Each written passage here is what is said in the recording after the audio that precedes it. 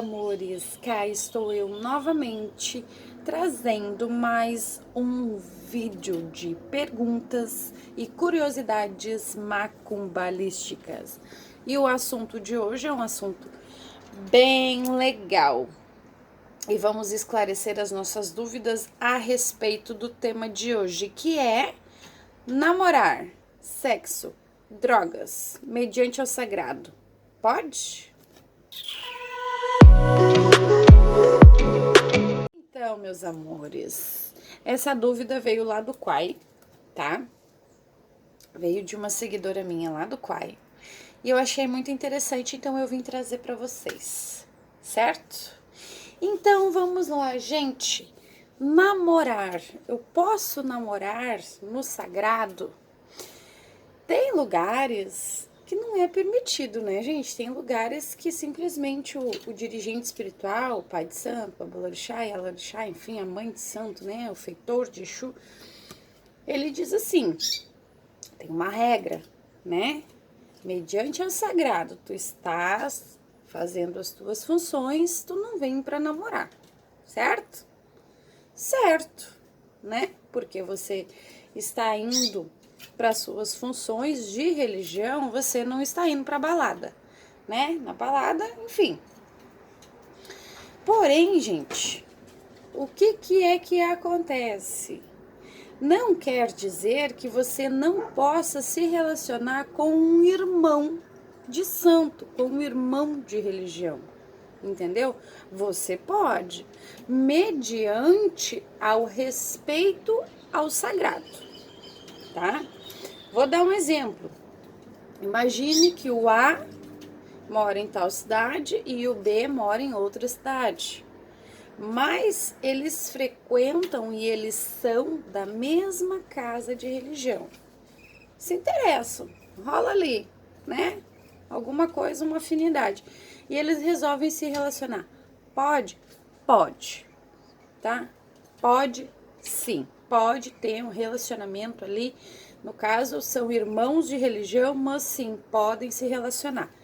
Mas dentro do sagrado, dentro do terreiro, passam a ser irmãos. Não tem essa questão só porque nós se relacionamos fora, temos uma vida fora, que dentro do sagrado vocês também serão marido, mulher, namorados, enfim. Não. Dentro do sagrado serão irmãos. E não é permitido qualquer tipo, né, de sem vergonhice, enfim, mediante ali ao sagrado. Qualquer ato constrangedor, né, beijos, abraços, que demonstram ali algo além, né, de um afeto de irmão, não é permitido dentro do sagrado, tá, gente? Então, pode se relacionar, pode sim. Nós temos o nosso livre-arbítrio. Pode namorar sendo ambos da mesma casa de religião? Pode. Normalmente, isso acontece para que as coisas deem certo. Porque quando uma pessoa é de uma determinada casa e outra pessoa é de outra casa, dá muito confronto, dá conflito entre o casal, tá? Isso não é uma regra, isso é um exemplo e eu tô tirando uma base na prática, porque já aconteceu isso comigo, tá? Então, normalmente dá muito atrito, né? Porque um vai dizer, não, na minha casa é assim, mas na minha casa é assado. Então, até tem aí os seus prós, né? Tem a coisa boa, tem os seus contras, tem sim, né? Mas pode namorar? Pode sim. Pode se relacionar com o irmão de santo? Pode sim, tá? Mediante a um respeito, pode-se muita coisa dentro do terreiro. E tal, drogas. Pode usar drogas no terreiro? Eu posso ser usuário de droga para entrar para a religião? Gente, assim, dentro do sagrado não pode estar nenhum tipo de droga, tá? Ou seja, vamos supor, uma suposição, que temos uma função religiosa para fazer dentro do terreiro. Existem alguns preceitos que a gente deve seguir antes de realizar tanto o sacerdote, o babalorixá, né, o pai de santo, o dirigente espiritual, quanto o filho. Então, existem alguns preceitos que são extremamente rigorosos e devem ser seguidos à risca. Sim, tá? Então, drogas. A pessoa ela não pode estar sobre o efeito da droga para ir para o sagrado, pois é uma coisa sagrada, é uma coisa pura, né? São energias divinas que a gente vai trabalhar ali. E se a gente está com o nosso corpo sujo, não tem como aquilo ali ser proveitoso, né? Não tem como a gente passar algo positivo, mesmo porque muitas drogas aí, né, não deixam a gente em sã consciência. Então a gente também não saberia exatamente o que a gente estaria fazendo. E isso é muito complicado, ao mesmo tempo pode causar aí danos cruéis. Então, drogas dentro do sagrado, jamais, tá? A única droga que é permitido dentro do sagrado, e ainda é uma parte do sagrado, gente, tá? Eu vou falar pra vocês em questão de Exu, tá? Pode fumar cigarro, pode, dentro ali, tá? Mas também com um certo respeito.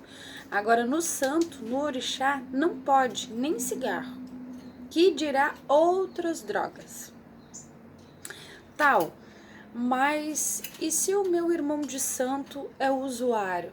Dentro ele não usa droga, dentro do sagrado ele não usa, mas fora ele usa. Gente, isso é uma questão a ser conversada, tá? Com o dirigente, o dono da casa, porque assim, existem pessoas sim que são dependentes, que também procuram a religião para pedir ajuda, certo? Mas também existe muito aquelas pessoas que são sem vergonhas, que sabem que o sagrado não é permitido esse tipo de coisa, né? Mas usam igual, né? Tem essa dificuldade aí de se desligar disso, mas usam sabendo, né? E o dirigente espiritual não dá aquela pressãozinha ali que tem que ser, né, gente? Porque assim, quando a gente vai mexer com o sagrado, a gente já tá dizendo que é sagrado, né? A gente já tá falando, é sagrado. Então, como é que a gente vai estar sujo, imundo, né? Vamos falar que nem os cristãos. Como que a gente vai estar sujo para mexer com algo que é puro? Então, não tem como, tá? Mas lembrando, não estamos para julgar, certo? Então, drogas dentro do sagrado também não pode. Não pode usar dentro do sagrado e também não pode estar sobre o efeito de droga dentro do sagrado. Então, se você tem dificuldade com esse tipo de problema, gente, existem muitos meios de ser ajudado, tá? Basta você querer.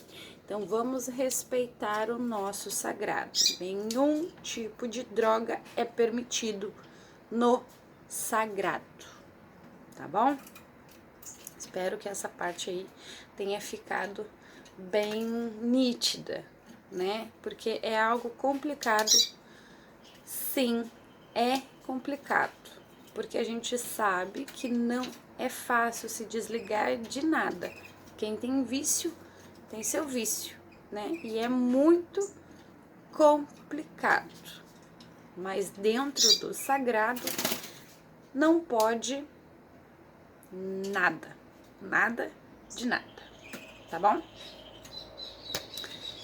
Tal, sexo, pode? Gente, dentro do sagrado não pode nada, né? Dentro do sagrado, dentro da casa, dentro do terreiro, nas funções não se pode nada. É tu e acabou. Só tu, de alma e corpo limpo, né, mente no lugar e deu. Dentro do sagrado não pode nada, né? Mas tem casos, gente, que eu já acompanhei na internet de relatos aí que, nossa, chega a ser nojento, né? Chega a ser nojento, coisas que a gente vê que acontece dentro de um terreiro. Isso é triste, né? Isso é muito triste. Mas a gente procura fazer o nosso e deixar o pirão dos outros do jeito que eles fazem, né? A justiça tarda, mas não falha. Por quê? Porque a gente se esforça para manter a doutrina, né? Para manter o fundamento preservado. E vem aí, principalmente o pessoal mais jovem, gente. Principalmente o pessoal mais jovem já vem estripulando, já vem atropelando as coisas, né? Já vem mostrando que é o sabichão. E daí isso aí fica complicado, porque os mais velhos é que têm o conhecimento. Os mais velhos têm a chave, né, do conhecimento mediante a todos os santos, vamos dizer assim, né? Todos os orixás, todos os exus, enfim. E vem esse pessoal mais jovem aí ligado no 220 e atropelando muitas coisas, né? A gente acompanha muito esse tipo de fato na internet. É triste, é triste. Mas enfim, dentro do sagrado, nada, tá? Ah, mas eu me relaciono com o meu pai de santo. Mas ele não é meu pai de santo. Perfeito, 100%. Ele não pode ser. Ele pode ser seu feitor de Exu, né? O máximo que ele pode ser. Mas enfim, eu me relaciono com meu pai de santo. E eu mando no terreiro. Não existe isso, tá? Não existe. Por mais que vocês possam ser um casal, por mais que exista uma união ali, tá? Ele é pai de santo dos filhos dele. Você deve ser mãe de santo ou pai de santo dos seus filhos. Vocês têm um respeito em geral, mas você sempre vai ser o esposo, a esposa, o companheiro, a companheira do pai de santo. Só vai ser pai de santo para os seus filhos. Entende? Por mais que a gente tenha um respeito, a gente tem um respeito, mas ao mesmo tempo a gente tem uma hierarquia a ser seguida, gente. E isso é fato. Entendeu? Isso é fato. Porque eu não coloco a mão nas funções, por exemplo, dos filhos do meu esposo, mas me chamam de mãe. Respeito. Simplesmente respeito e consideração, coisa que o ser humano deve ter, principalmente dentro do terreiro. Mas existe aí uma divisão, querendo ou não, existe uma divisão, tá? E aos olhos do geral, vou falar assim, você não passa do companheiro, da companheira, do pai de santo, fato, tá? Mas o respeito tem que ter. E vice-versa. Do mesmo jeito que os seus filhos devem respeitar o seu companheiro, ele não passará do companheiro do pai ou mãe de santo, tá?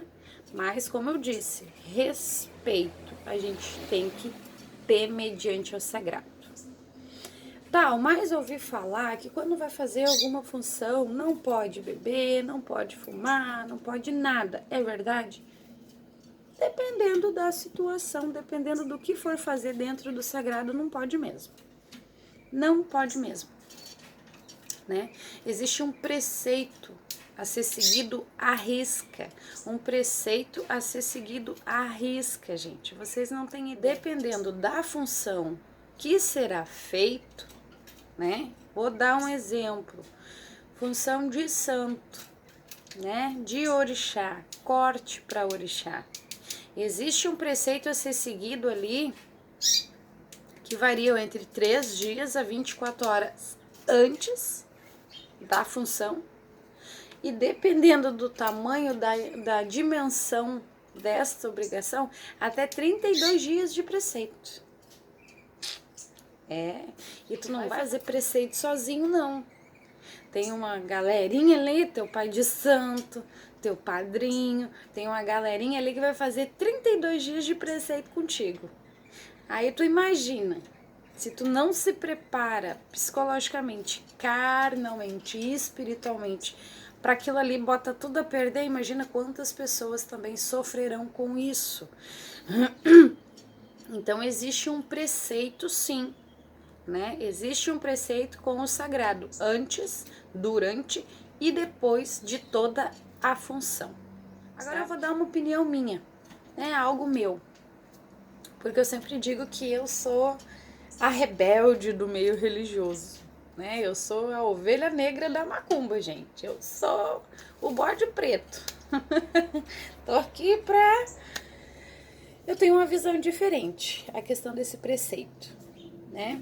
Eu acredito que envolve muitas pessoas para fazer um preceito, principalmente porque tem casas, vou dar um exemplo, tá?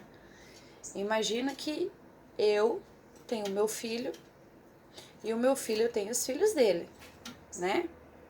Aí o que acontece? Eu vou fazer uma função. Quem vai ter que estar de preceito é o meu filho, não os meus netos. Ah, mas é a mesma goa, né? É a mesma família. Mas quem tem que respeitar a minha faca, a faca do meu santo, a faca do meu Exu, né? É os meus filhos. Os filhos dele tem que respeitar a faca dele. Entende? É essa visão que eu tenho. Por que eu tenho essa visão, gente? Ah, mas isso aí tá errado. Isso aí não é o certo. Todo mundo não pode fazer nada. Família inteira. Aí tu imagina assim uma família de 600, 1000. Tu acha que todo mundo vai seguir a risca? Não vai. Não vai seguir a risca. Sempre vai ter aquele podre, aquele rebelde que vai fazer a coisa errada. E ele não vai falar para ninguém que ele tá fazendo coisa errada. Mas o santo, né, o Exu, ele vai saber que tem algo errado. Então essa pessoa corre o risco de destruir, de arruinar toda uma obrigação.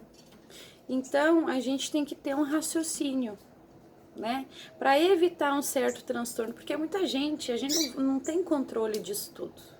Vou dar mais um exemplo. Imagina que eu vou fazer uma obrigação, né? Vou fazer uma função dentro do meu terreiro.